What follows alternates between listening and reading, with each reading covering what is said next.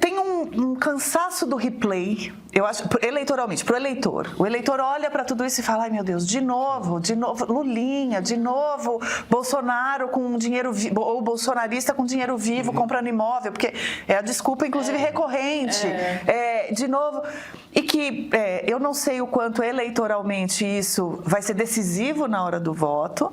E tem uma coisa disso, o sistema já encontrou o caminho, já tem uma tecnologia desenvolvida de se reajustar e de o discurso antissistema hoje estar, eu acho, um pouquinho mais isolado, um pouquinho mais contido em grupos menores. Vamos lá. Eu acho que tem um monte de portas que se abrem para a gente ter uma conversa.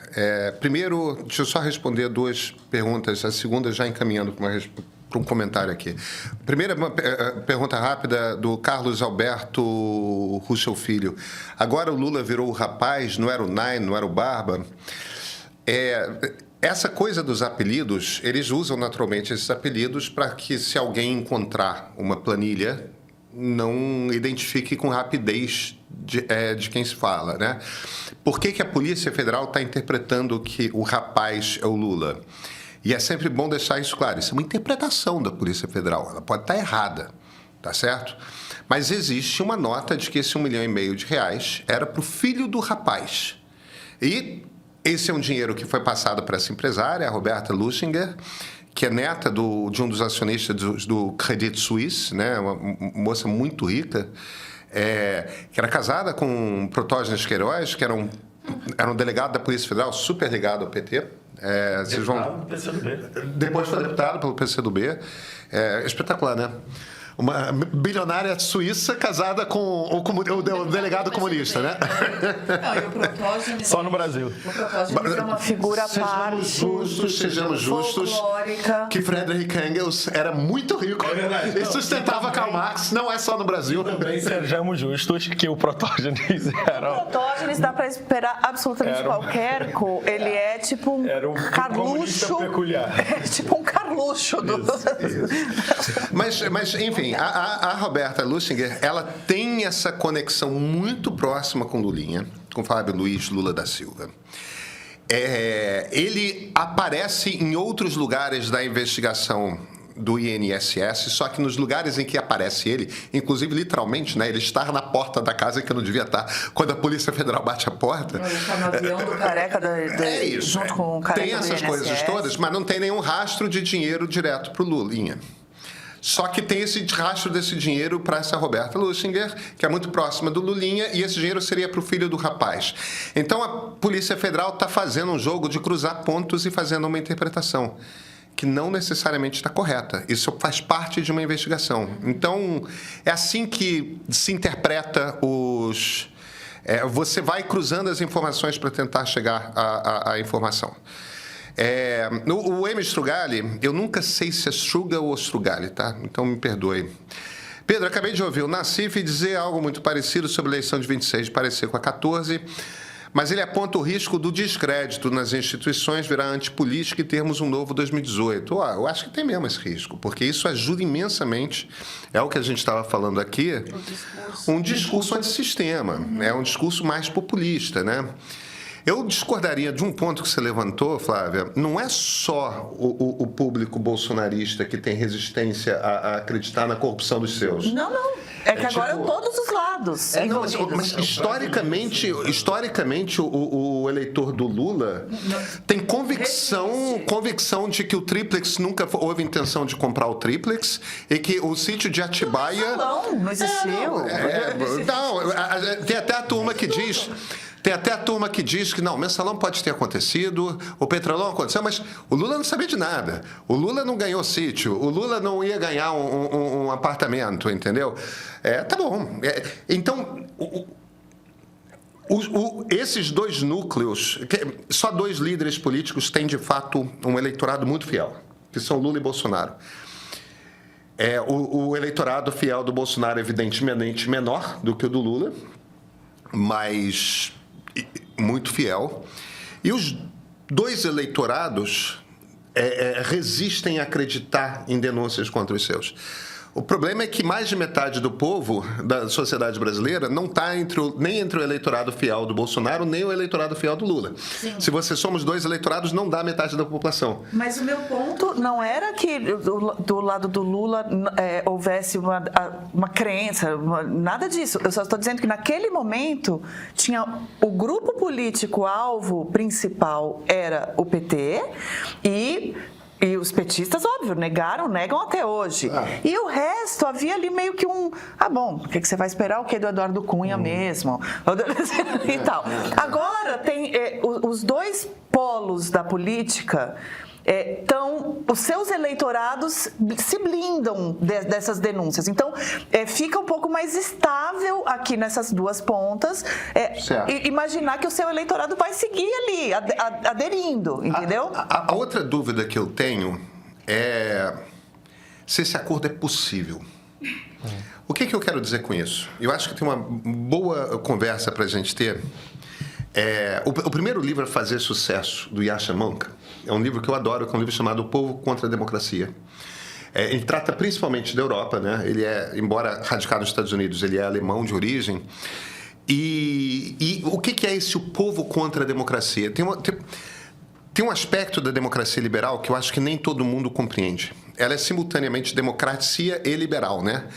E o que é essa ponta democracia? Essa ponta democracia nós elegemos, nós participamos através de plebiscito, quer dizer, existe a voz do povo na escolha de quem vai implementar políticas públicas, escolher políticas públicas, legislar e tudo mais. Agora, o lado liberal é um lado que é para proteger de populismos, proteger de majoritarismos, não deixar que vire uma ditadura da maioria.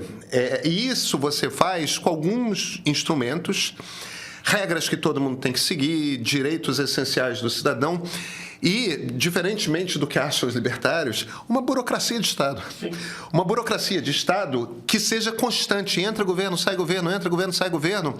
Aquela burocracia é estável. O Monk lembrava da crise que aconteceu na Grécia por conta de os governos gregos terem rompido tudo quanto é possibilidade de manter a saúde fiscal do Estado grego. Só que o que você faz isso quando o seu Banco Central é o Banco Central Europeu? Tipo, você não tem a liberdade de fazer política monetária. A política monetária é da comunidade do euro.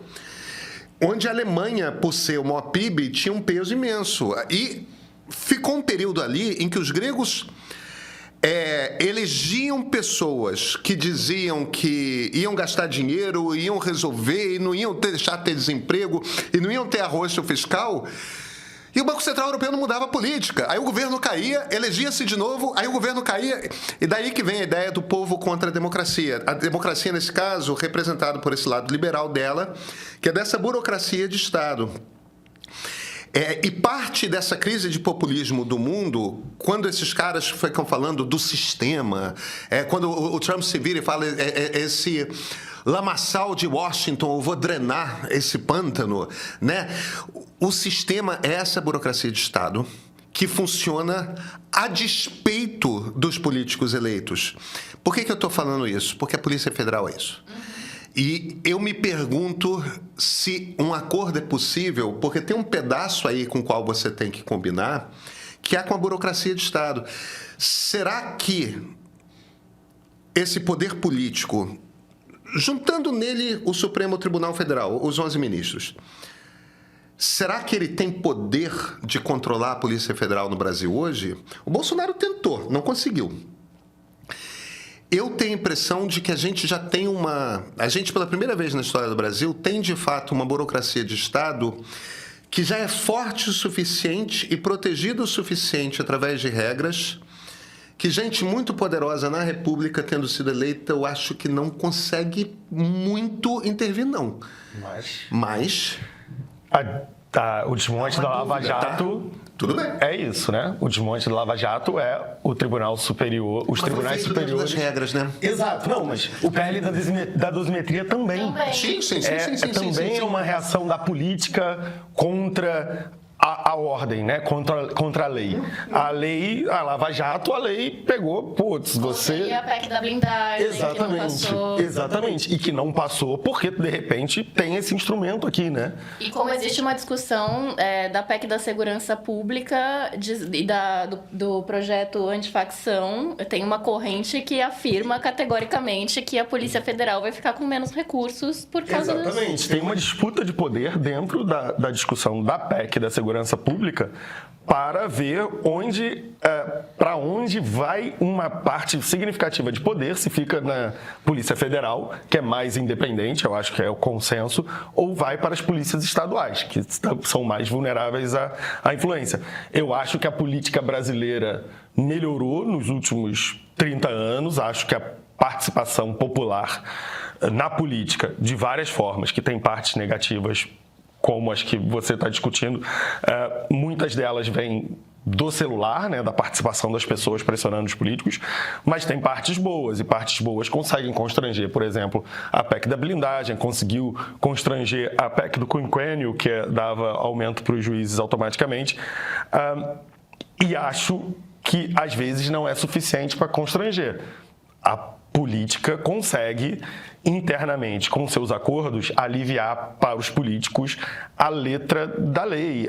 É importante lembrar, a questão do desmonte da Lava Jato não foi só as questões de procedimento, que beleza, a gente pode discutir no âmbito da forma do judiciário, na forma como as coisas devem ser feitas, mas a gente tem muitos réus condenados, confessos, que estão gravando vídeos na piscina das suas coberturas, pontificando sobre a política brasileira hoje.